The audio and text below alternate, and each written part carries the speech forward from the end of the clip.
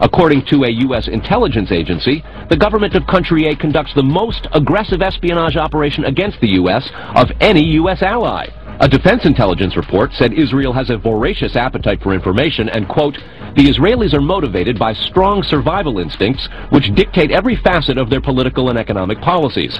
It aggressively collects military and industrial technology, and the U.S. is a high priority target. The document concludes, quote, Israel possesses the resources and technical capability to achieve its collection objectives.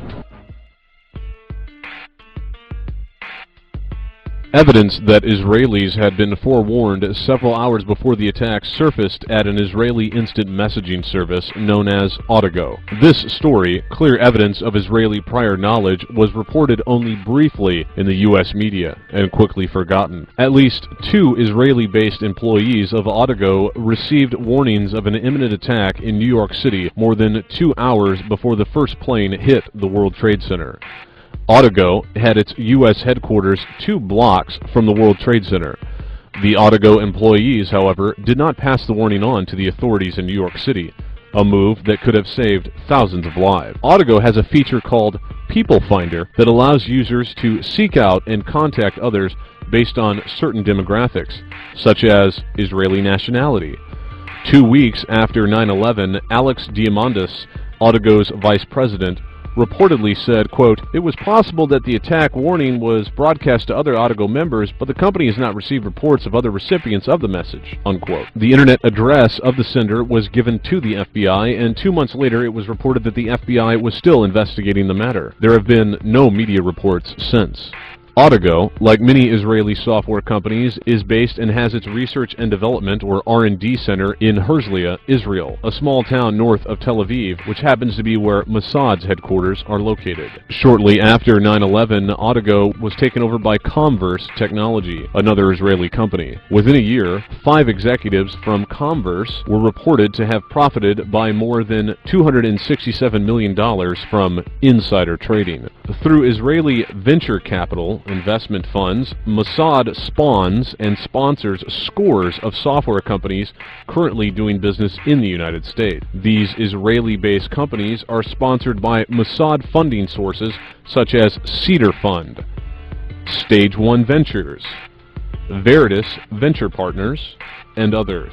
As one might expect, the portfolios of these Mossad-linked funding companies contain only Israeli-based companies, such as Autogo. The Israeli company Autogo provided 2 hours advance warning to people on a buddy list. In addition to the Autogo early warning, it is reported that the Tokyo branch of Goldman Sachs also released a memo on 10th September 2001 that warned its employees to steer clear of any American government buildings. Even if one believes that 19 hijackers, not from Iraq, Iran, or Afghanistan, but Saudi Arabia, were responsible for the events of September 11th, it would seem wise for us to at least hold the airport security responsible for letting those men board the planes. The airport security was handled by an Israeli company called ICTS. Ezra Harrell, a Jew, is the owner. The company is registered in the Netherlands and was employed at Charles de Gaulle Airport to screen passengers boarding U.S. planes. Most of its personnel are ex-ShinBet officers. The company covers security at Boston's Logan Airport, where the American Airlines plane came down after flight attendants and passengers overpowered Richard Reed. You might recall Reed as the man with the shoe bomb. ICTS knew he was dangerous, but allowed him to board a flight from Tel Aviv to Paris. Well, did ICTS know that he was dangerous? Or is their security just that shoddy? ICTS's own website states that it sells services to every airport from which the hijacked planes on 9/11 operated, including security services, and this is sometimes done through wholly owned subsidiaries like Huntley USA Corporation. It has been suggested that the incredible feat of hijacking 4 aircraft without a single arrest at the gate would require the resources of a nation-state. This is even more true with the revelation that at least one gun had managed to board a hijacked plane. One company had automatic inside access to all of the airports from which hijacked planes departed on 9/11, and to the airports used by Richard Reed, the shoe bomber, an Israeli company, one that Mossad agents could easily find employment with without the management knowing who they were or what their purpose really was. As an additional note to ICTS's complicity, hours before the House version of the first so-called Patriot Act went to a vote, technical corrections, quote-unquote, were inserted into the body of the legislation whereby foreign security companies, such as ICTS International, would be immune from lawsuits related to the events of 9/11. Talk about not being available for deposition. This Patriot Act legislation sleight of hand occurred before the inception of the 9/11 Commission, when fearless leader George W. Bush was still resisting the very idea of an investigation into 9/11.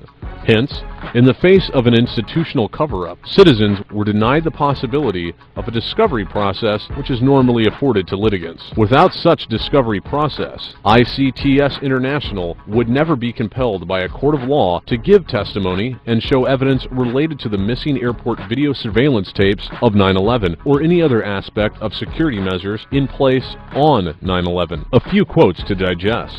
Evidence linking these Israelis to 9/11 is classified. I cannot tell you about evidence that has been gathered. It's classified information. But investigators within the DEA, INS, and FBI have all told Fox News that to pursue or even suggest Israeli spying through Converse is considered career suicide.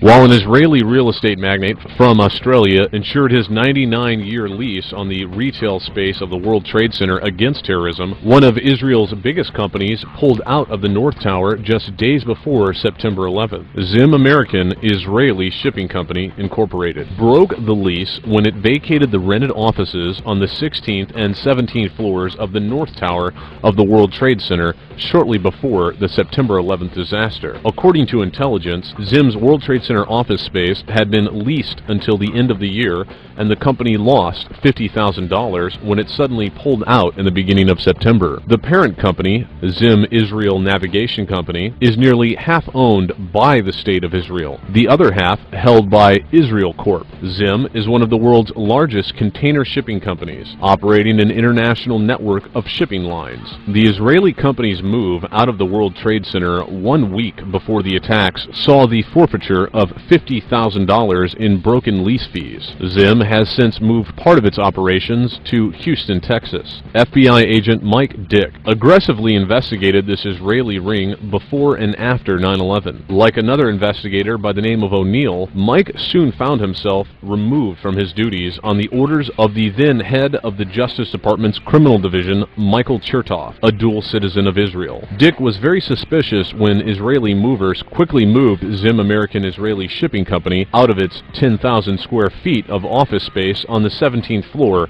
of the North Tower of the World Trade Center, and subsequent forfeiture of a $50,000 security deposit when they vacated 1 week prior to 9/11. According to a CIA non-official cover or NOC source or NOC source who worked with Dick, Israeli movers moved explosives into the 17th floor office space after Zim moved out. After 9/11, Dick, as well as the CIA NOC, were harassed by their superiors on orders from above. Those orders came from the Jew Michael Chertoff. Dick was first relieved of his primary counter-espionage duties, eventually sent to Pakistan to investigate the kidnapping of Wall Street Journal reporter Daniel Pearl, and eventually buried in a desk job at FBI headquarters in Washington, D.C. According to the CIA source, Pearl was murdered because he was getting too close to the money trail that financed 9/11. The CIA source said, quote, "The same group that beheaded Pearl in Pakistan did the beheadings in Iraq," unquote. The source added that the beheadings were not Al-Qaeda. The CIA source, who emphasized his past Republican credentials, emphasized that Al-Qaeda was merely a list of arms dealers, mercenaries, drug dealers, financiers, and terrorists used by the CIA and Saudis during the Afghan Mujahideen war against the Soviets. The source also iterated that all the 9/11 hijackers had fake IDs. During a joint CIA-FBI operation against lead hijacker Mohammed Atta in Fort Lee, New Jersey in 2000, the CIA and FBI team leaders complained to their superiors that their operation was being photographed by Israeli agents, thus compromising the operation. The CIA source affirmed that the Israelis in New Jersey were providing cover for